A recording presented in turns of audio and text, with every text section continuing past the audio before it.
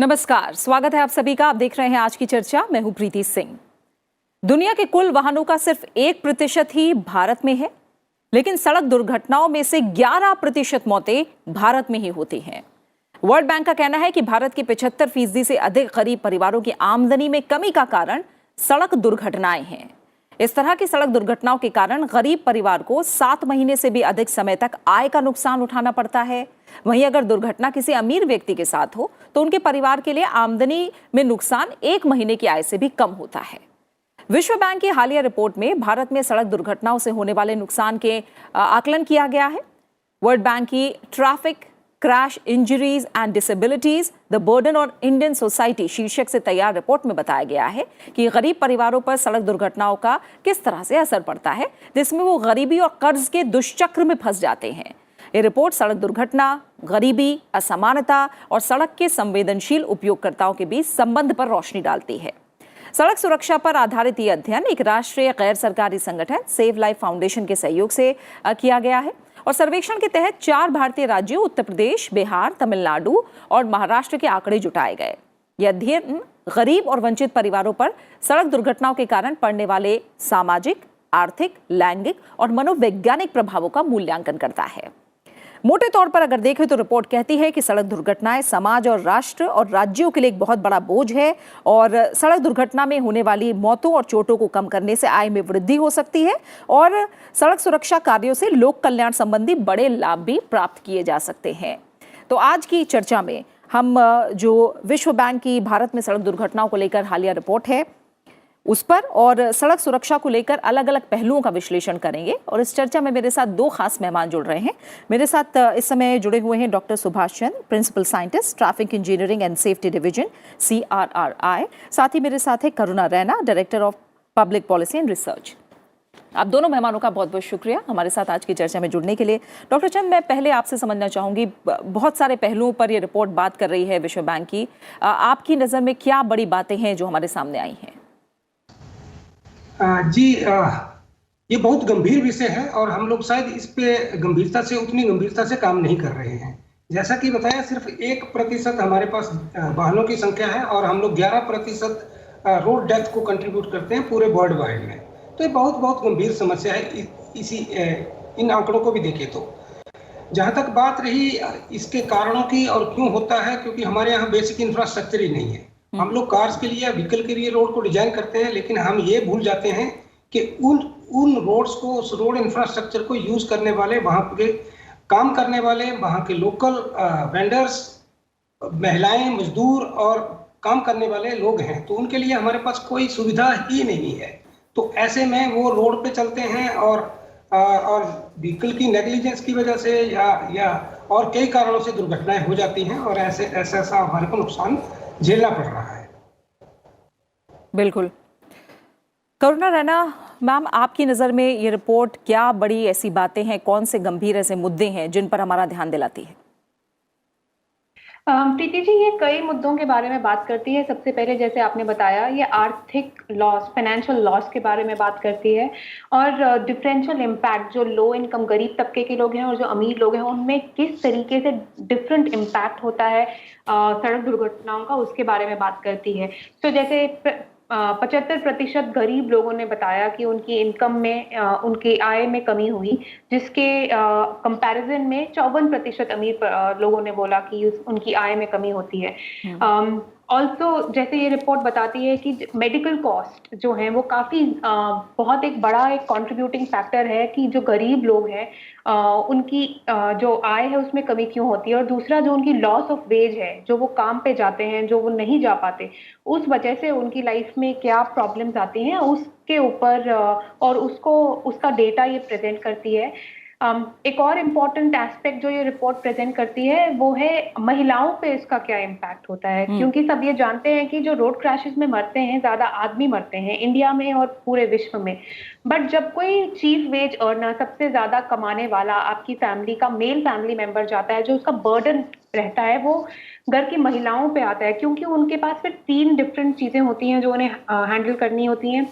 एक, अगर तो जो चीफ वेज अर्नर मेल था, अगर उसकी डेथ हुई है तो उसके बाद घर किस तरीके से चलेगा, वो आर्थिक सिचुएशन को हैंडल करना। बच्चों की पढ़ाई हैंडल करना और इंजरी के केस में किस तरीके से वो उसे भी हैंडल करें, तो उनके ऊपर जो बर्डन आता है वो काफी ज्यादा आता है।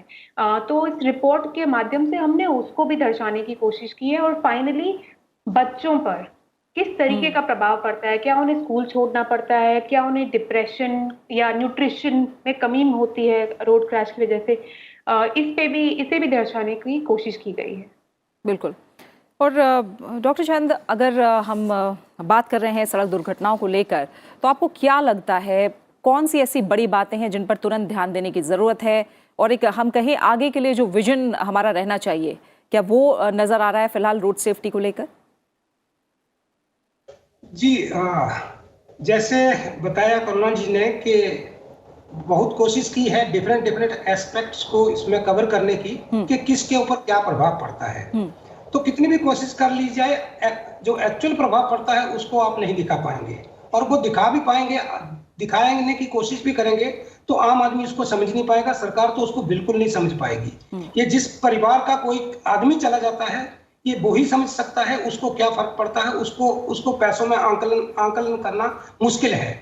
आप ये देखें, जिस परिवार का एक व्यक्ति अर्नर है और उसके ऊपर 5 या 10 डिपेंडेंट हैं, अगर एक आदमी मर जाता है तो पूरा का पूरा सड़क पे आ जाता है परिवार। तो मैं तो ये कहता हूं, अगर ऐसे एक्सीडेंट की अगर कोई ऐसी स्थिति आती है तो सरकार को उसके पूरे परिवार की जिम्मेवारी लेनी चाहिए, उनके खाने का प्रबंध करना चाहिए, उनके बच्चों का पूरी शिक्षा का और उसका करना चाहिए। फिर उनको पता लगे कि ये कितना लॉस है, और फिर उसको कैलकुलेट करके देखें कि इसको ये रिहेबिलिटेट करने का कितना इसका इम्पैक्ट है और इकोनॉमी पे उसका क्या इम्पैक्ट है। क्योंकि किसी के पापा को, किसी के भाई को, किसी के बहन को वापस तो नहीं लाया जा सकता, लेकिन उसको इवन सिर्फ रिहेबिलिटेट करना, अपने पैरों पे खड़ा करने के लिए कितनी कीमत है, उसको कर पाना बहुत आसान है। तो मेरा तो कहने का ये मतलब, पहले तो ये आंकलन कितना भी किया जाए ये संभव ही नहीं है। मेरे परिवार में खुद मेरे रिश्तेदार कोई इस तरह से दुर्घटना से ग्रसित हुए, उनके 3 बच्चे और मेरी बहन हमारे ऊपर डिपेंड रह गई। हमने उनको 13 साल तक उनको रिहेबिलिटेट किया है। तो यू कैन अंडरस्टैंड कि वो 13 साल का जैसे वनवास होता है उस तरह से लोग रहते हैं, तो उसको तो आप पैसों में उसको तो आंकलन कर ही नहीं सकते। तो रही बात इसके ऊपर सीरियसनेस देखने की, तो सीरियसनेस को इसको इसी तरह से देखना पड़ेगा कि जैसे अभी कोरोना आया था, तो उस कोरोना में हमने इतना गंभीरता से लिया, इस समस्या को भी उतनी ही गंभीरता से लेने की जरूरत है। इसके कई एस्पेक्ट हैं, 4 E's के ऊपर काम करेंगे तभी कुछ रिजल्ट होने वाले हैं। तो मैं क्योंकि इंजीनियरिंग से जुड़ा हूं, इंफ्रास्ट्रक्चर से जुड़ा हूं, तो मैं तो ये कहता हूं कि हम लोग कार्स के लिए रोड को डिजाइन कर रहे हैं, लेकिन हम ये भूल जाते हैं इस रोड को यूज करने वाले बहुत सारे और भी इसमें लोग जुड़े हुए हैं। पैदल चलने वाले हैं, काम पे जाने वाले हैं, महिलाएं हैं, बच्चे हैं, और ऐसे जोन में भी हमारे पास फुटपाथ तक अवेलेबल नहीं है। अगर बारिश हो जाती है, सारे के सारे लोग सड़क पे चलते हैं।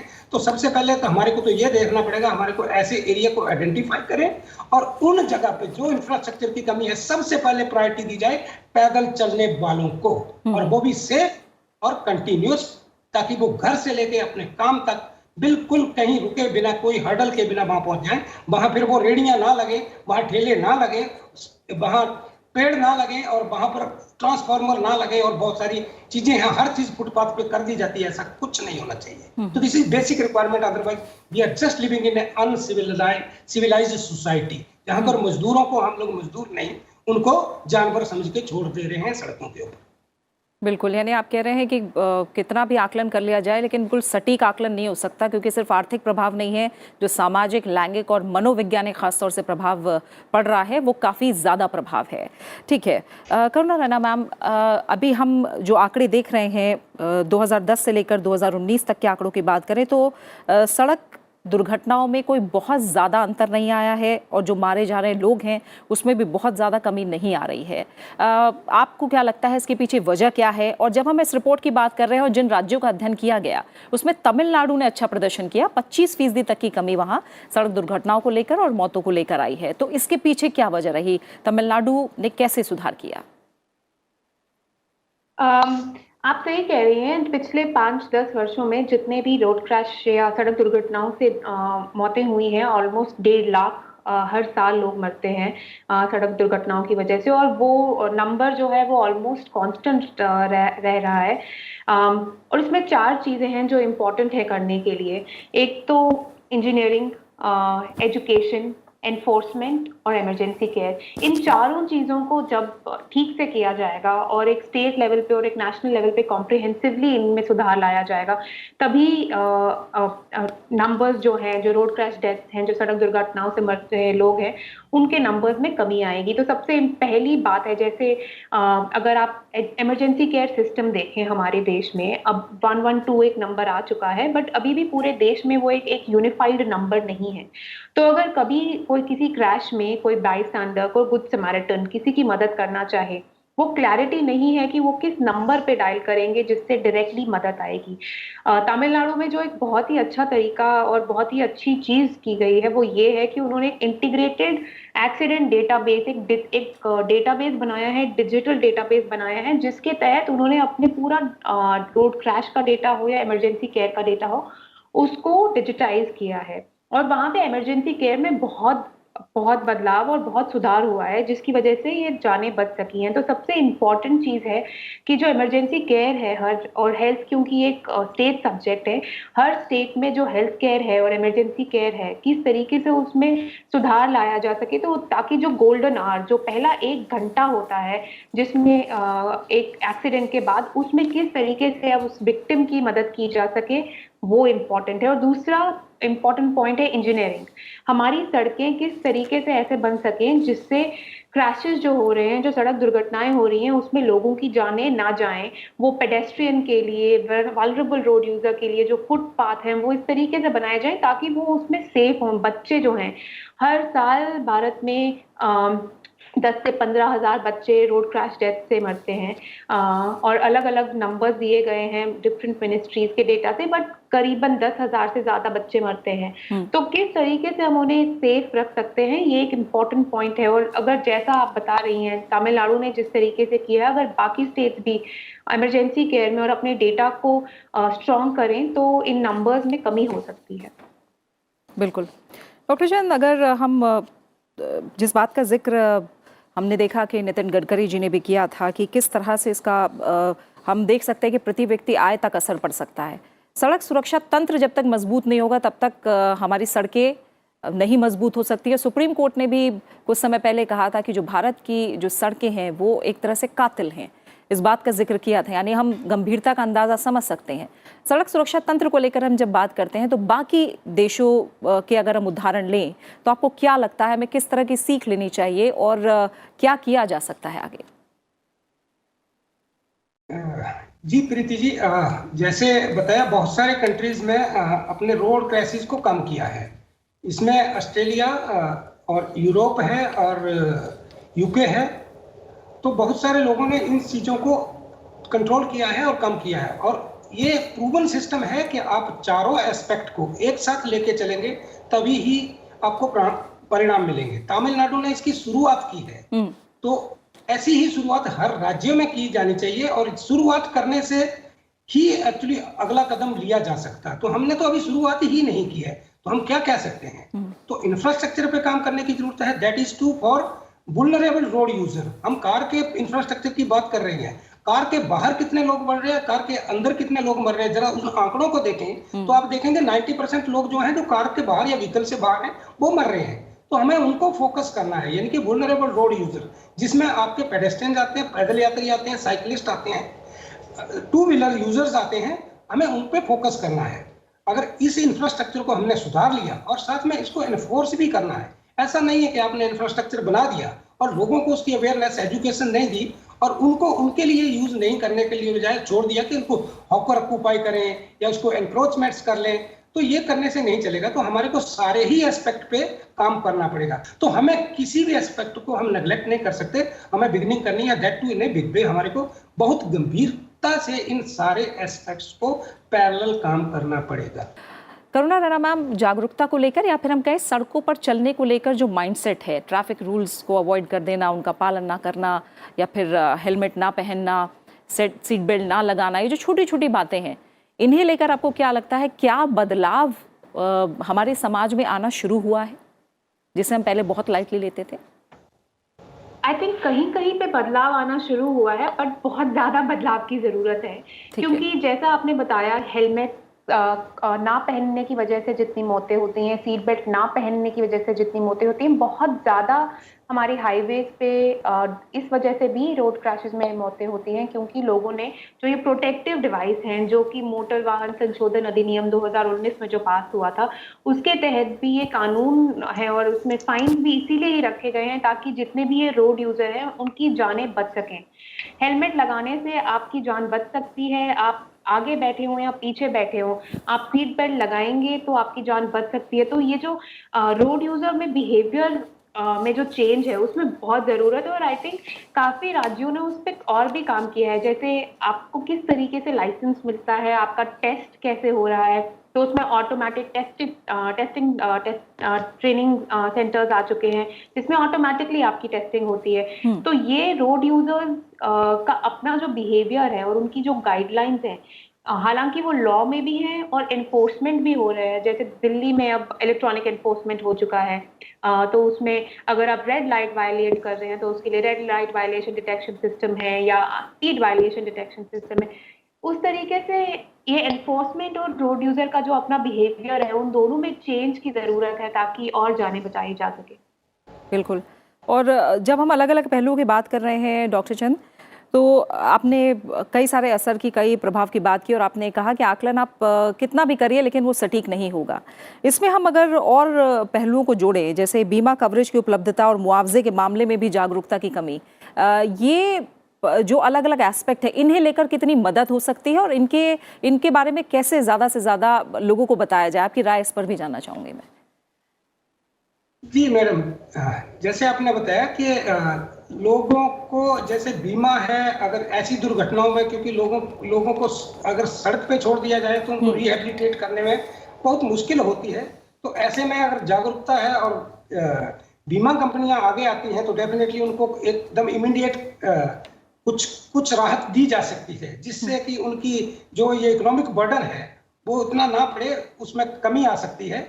और जैसे मेडिकल एड दी जाती है, उस फैसिलिटी को, जैसे कैशलेस फैसिलिटीज की सुविधा कई राज्यों ने शुरू की है, तो उससे भी उनको वो जो ट्रॉमा है कि पैसा कहाँ से अरेंज करें, जब हॉस्पिटल में जाता है ऐसे केस तो सबसे पहले कोई ऑपरेशन होना है या कुछ भी होना है तो उससे ये पूछा जाता है कि पहले पैसे जमा करें। तो अगर इस चीज को हम लोग कैशलेस बीमा शुरू करें, एक्सीडेंट इंश्योरेंस सिस्टम को लागू करें, क्योंकि हमने देखा है मेजॉरिटी ऑफ द व्हीकल्स का क्या है, वो इंश्योरेंस के ऊपर भी जागरूक नहीं है और बहुत सारे व्हीकल बिना इंश्योरेंस के सड़क पे होते हैं। तो ऐसी स्थिति ना आए तो इसमें भी डेफिनेटली गंभीरता से आगे इस पहलू पे बात करने की जरूरत है और जागरूकता पे ऊपर सबसे जरूरी है उस पे काम करना, तभी आगे जाके इसमें कुछ सुधार हो सकता है। बिल्कुल। और रोड्स को जब हम बेहतर बनाने की बात करते हैं तो एक पहलू है कि हम रोड्स बना तो रहे हैं, काफ़ी अच्छा काम भी हो रहा है, लेकिन जहाँ तक उसके मेंटेनेंस की बात होती है उसे लेकर क्या कुछ किया जा रहा है और क्या आप समझते हैं कि पॉलिसी लेवल पे और कुछ चेंजेस की ज़रूरत है इसे लेकर? जी मैडम, ऐसा है, इंफ्रास्ट्रक्चर के ऊपर तो बहुत अच्छा काम हो रहा है। हम लोग state of the art highway बना रहे हैं, state of the art roads को बना रहे हैं और इवन विलेज रोड्स को भी हम लोग ऑल वेदर रोड बना रहे हैं। लेकिन कहीं ना कहीं उनके मेंटेनेंस पे और खासकर वो मेंटेनेंस, वो पार्ट इंफ्रास्ट्रक्चर का वो पार्ट जो कि वुल्नरेबल रोड यूजर ने यूज करना है, उसकी रेगुलर मेंटेनेंस होना बहुत जरूरी है और वो नेग्लेक्ट होता है हमेशा। देखिए, सड़कों पे अगर गड्ढे पड़े हैं उसके लिए एक्सीडेंट, गड्ढों की वजह से एक्सीडेंट कम हो रहे हैं, लेकिन उन गड्ढों को भर दिया जाएगा क्योंकि उससे जो है हायर इनकम ब्रैकेट इफेक्ट होता है, क्योंकि कार्स वाले लोगों को डिफिकल्टी होती है उसमें, तो बहुत जल्दी उसके ऊपर जरूर उसको रिपेयर कर दिया जाता है। लेकिन जो पद यात्री या शोल्डर के ऊपर जो लोग चलते हैं, साइकिलिस्ट जो रोड के साइड में चलते हैं, उस कभी भी उसको, आपने देखा होगा बहुत सारी एज ड्रॉप होती है, आपका पेमेंट ठीक है लेकिन आपका जो साइड का शोल्डर है जो कि इमरजेंसी में या पदयात्रियों के द्वारा या वुल्नरेबल रोड यूजर ने यूज करना है वो मेंटेन नहीं होता, उसमें एक फीट का डिफरेंस होता है। कभी बाइक वाला गलती से भी साइड में शोल्डर को साइड देने की कोशिश करता है, वो उसके लिए तो ये स्थिति होती है आसमान से गिरा और खजूर पे अटका। अगर वो रोड पे रहता तो उसको गाड़ी मार जाएगी, अगर रोड छोड़ता वो नीचे गड्ढे में जाके कहीं गिरेगा और वहां अपनी जान खो देगा। तो ऐसी स्थिति में मेंटेनेंस ऐसी मेंटेनेंस की प्रायोरिटी सबसे पहले वुल्नरेबल रोड यूजर इंफ्रास्ट्रक्चर के ऊपर होनी चाहिए। अदरवाइज सड़कों में गड्ढे होने की वजह से जो एक्सीडेंट होते हैं उनमें मृत्यु और मृत्यु इंजरीज का दर बहुत कम है, लेकिन जहां रोड की स्पीड हाई है वहां पर जो वुल्नरेबल रोड यूजर मर रहे हैं वो मोर देन 60% है। तो हमें कहाँ टारगेट करना चाहिए? क्या गरीबों को मारने का हमें हक है और अमीरों को बचाना है? तो हमारे को चलना पड़ेगा कि जहां हमारा majority of the population effect हो रहा है, जो कि हमारा ह्यूमन रिसोर्स है, किसी भी कंट्री का जो ह्यूमन रिसोर्स है उसकी वर्क फोर्स में है, तो हमारे को उसको बचाना है। तो उसकी वजह से जो लॉस है, मैंने जो बोला वो सिंपल नहीं है, it's not geometric, it is exponential. उस चीज को समझने की जरूरत है और हमें बहुत जागरूक होने की और सीरियसली काम करने की जरूरत है। बिल्कुल। और करुणा रैना मैम, आपने जैसे कहा था कि राज्यों को अच्छा करने की ज़रूरत है, हम देख रहे हैं नेशनल रोड सेफ्टी बोर्ड की बात हो रही है और लोगों से भी इसे लेकर सुझाव मांगे गए। क्या ये जो तंत्र है वो राज्यों के सहयोग से ही मजबूत बन सकता है? और अभी क्या ऐसी चीज़ें हैं जो हमें इस मामले में पीछे धकेल रही हैं और क्या करना चाहिए राज्य और केंद्र के बीच समन्वय रोड सेफ्टी को लेकर बेहतर हो इसके लिए? जी देखिए, जब से जो सबसे इम्पोर्टेंट है, जो मोटर वाहन संशोधन अधिनियम था, वो सरकार ने तो सितंबर 2019 में नोटिफाई कर दिया। उसके बाद कई स्टेट्स ने उसको नोटिफाई किया, बट अभी भी कई स्टेट्स हैं जहां पे वो नोटिफाई नहीं हुआ है। और जो वो एक्ट है उसमें काफी सारे रोड सेफ्टी को लेके प्रोविजन है। आप पहले इंफ्रास्ट्रक्चर की बात कर रही थी कि इंफ्रास्ट्रक्चर में कैसे अकाउंटेबिलिटी लाई जा सकती है। जैसे उसमें एक सेक्शन है 198A जो इसी चीजों में कि मेंटेनेंस में और जो आगे डिजाइन है और कंस्ट्रक्शन है उसमें अकाउंटेबिलिटी को लेके, कंसेशनर को लेके किस तरीके से अकाउंटेबिलिटी लाई जा सकती है, उसमें काफी सेक्शंस हैं। तो जब तक स्टेट गवर्नमेंट और सेंट्रल गवर्नमेंट इकट्ठा इन एस्पेक्ट्स पे काम नहीं करेंगे, तब तक एक कॉम्प्रिहेंसिव तरीके से रोड क्रैश डेथ को कम करने में प्रॉब्लम होगी। जैसे अब आप इंश्योरेंस की बात कर रही थी, जो ये रिपोर्ट है उसमें ये सामने आया है कि ऑलमोस्ट 70% गरीब तबके के जो लोग हैं वो अवेयर ही नहीं है कॉम्पनसेशन प्रोसेस के लेके। और कॉम्पनसेशन प्रोसेस जो है वो एक नेशनल लेवल पे बनता है, MECT motor accident claims tribunal, but उसके बाद वो स्टेट गवर्नमेंट की लेवल पे आ जाता है। आपके पास अगर एक FIR है तो उसे एक डिटेल्ड एक्सीडेंट रिपोर्ट बनेगी जिससे आप मुआवजे के लिए एलिजिबल हैं। बट अगर आप अनअवेयर हैं कि आप मुआवजे के लिए एलिजिबल हैं, तो उसमें जो अवेयरनेस बढ़ाने का काम है वो स्टेट गवर्नमेंट को करना पड़ेगा, वो डिस्ट्रिक्ट लेवल पे वो काम करना पड़ेगा। और हमारे पास उसके लिए एपरेटस है, जो एक्ट है उसमें state road safety council, district road safety committees का गठन किया गया है। बट ये जो कमिटीज हैं इनको काम करना होगा इस तरीके से ताकि ये पूरे स्टेट लेवल पे और डिस्ट्रिक्ट लेवल पे अच्छे से इस तरीके से काम हो, ताकि लोग जो हैं, जो गरीब तबके के स्पेशली जो लोग हैं, उनको अपने राइट्स के बारे में और उनके पास क्या क्या तरीके हैं अवेल करने के लिए, इंस्टीट्यूशनल सपोर्ट एक क्रैश के बाद उनको उस बारे में उनकी जागरूकता बढ़ाने की जरूरत है। बिल्कुल डॉक्टर चंद, हम जब भारत की बात करते हैं तो हम जानते हैं कि दूसरी सबसे बड़ी जनसंख्या भारत में है और यहाँ पर अगर जागरूकता की कमी की जब हम बात कर रहे हैं, बहुत सारी ऐसी चीज़ें हैं, चाहे वो लाइसेंस की बात हो, रोड बनाने की बात हो, लगातार उसमें ट्रांसपेरेंसी लाने की भी बात हो रही है कि ज़्यादा से ज़्यादा पारदर्शिता हो और जो काम हो वो अच्छे से हो। कितना बड़ा चैलेंज है भारत में फ़िलहाल रोड सेफ्टी, और जो उपाय आप दोनों हमें चर्चा के दौरान बता रहे हैं उन्हें लागू करना भी कितना बड़ा चैलेंज है इंडिया में, भारत में? हाँ, जैसे कि आपने बताया कि हमारे यहाँ चैलेंज बहुत मल्टीफोल्ड इसलिए हो जाता है क्योंकि हमारी जनसंख्या बहुत बड़ी है। जैसे कि करुणा जी ने बताया कि ये प्रोविजन है हमारे रोड सेफ्टी एक्ट में, ट्रांसपोर्ट पॉलिसीज में ये प्रोविजन है कि हर तबके के, हर तरह के रोड यूजर की सेफ्टी के लिए उसका प्रोविजन हो, लेकिन उसको ग्राउंड लेवल पे, स्टेट लेवल पे, डिस्ट्रिक्ट लेवल पे जो रिस्पॉन्सिबल हैं, जो एजेंसीज हैं, उसको आगे आना पड़ेगा और उसके हर एस्पेक्ट को आगे छूना पड़ेगा। जैसे अवेयरनेस से लेके, मेंटेनेंस से लेके और रोड इंफ्रास्ट्रक्चर की डेवलपमेंट को लेके, जो इंजीनियरिंग है, एजुकेशन है, एनफोर्समेंट है और अवेयरनेस है, उन सारे प्रोग्राम्स को डिस्ट्रिक्ट लेवल, स्टेट लेवल और गांव तक पहुंचाना पड़ेगा। तभी ये पूरा ये करना, और ये चैलेंज छोटा नहीं है, ये चैलेंज वाकई ही बहुत बड़ा है इंडिया के साइज को देखते हुए। और क्योंकि ये इंडिया का पॉलिटिकल सिस्टम है जहाँ पर कई बार सेंटर में अलग गवर्नमेंट होती है, स्टेट में अलग गवर्नमेंट होती है, और स्टेट के कुछ और सेंटीमेंट्स होते हैं, वो एक बार सिंक में नहीं रहते। कई बार आपने देखा जैसे मोटर व्हीकल एक्ट में फाइन्स का प्रोविजन हुआ, बहुत सारे स्टेट में उसको लागू किया, कई लोगों ने उसको पार्शियल लागू किया, कई लोगों ने उसको लागू ही नहीं किया। तो ऐसे अगर ऐसा होगा तो उसकी गंभीरता वो गंभीर रूप से नहीं ले रहे हैं, और उसकी गंभीरता पे शक होता है। और वो जो इफेक्टिव जो सोच है, जो पॉलिसी बन के चली है सेंट्रल लेवल पे, वो आगे जाके स्टेट लेवल में, डिस्ट्रिक्ट लेवल में और गांव के लेवल में नहीं पहुंच पाती। तो इसमें एक चैलेंज बहुत बड़ा है, इसलिए इसी दिशा में सेंट्रल बोर्ड बनना चाहिए, और बोर्ड बन रहा है। और ये जब उसका कोऑर्डिनेशन होगा तभी इस चैलेंज को हम पूरा कर पाएंगे। बिल्कुल। करुणा रैना मैम, आखिर में आप क्या कहना चाहेंगे? चैलेंजेस बहुत हैं, लेकिन क्या हम सही दिशा में आगे बढ़ रहे हैं? चैलेंजेस बिल्कुल हैं, बट मुझे पूरी उम्मीद है जो हमारी पॉलिसी जिस तरीके से बन रही है और जिस तरीके से डिफरेंट स्टेट गवर्नमेंट्स काम कर रही हैं, अगर सभी उसी तरीके से एक फोकस्ड अप्रोच से काम करेंगे तो हम भारत में रोड क्रैशेस से जितनी मृत्युएं होती हैं उसमें कमी ला सकते हैं। इनफैक्ट कई बार जो हमारे ऑनरेबल मिनिस्टर हैं उन्होंने कहा है कि टारगेट तो 2030 तक का है, बट उनका एक पर्सनल एम्बिशन है कि 2025 तक ही 50% कमी आ जाए रोड क्रैश डेथ्स में।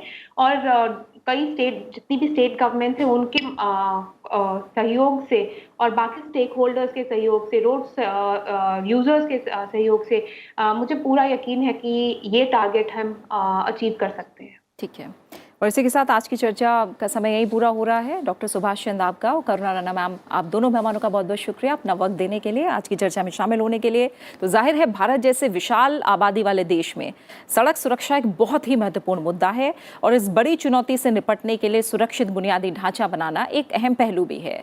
और बीते कुछ सालों में देखें तो देश में आए सड़क दुर्घटनाओं के आंकड़े बताते हैं कि सरकार ने इससे सबक जरूर लिया है, लेकिन देश में सड़कें सुरक्षित बनाना और लोगों में सड़क पर अपनी सुरक्षा को लेकर जागरूकता के पहलू पर ध्यान देना, ये दोनों ही पहलू ऐसे हैं जिन पर तुरंत ध्यान देने की जरूरत है। और ये मुहिम जो होगी ये जाहिर तौर पर काफी चुनौतीपूर्ण है और लंबी भी है, जिस पर और ज्यादा कसावट और मुस्तैदी के साथ काम करने की जरूरत है।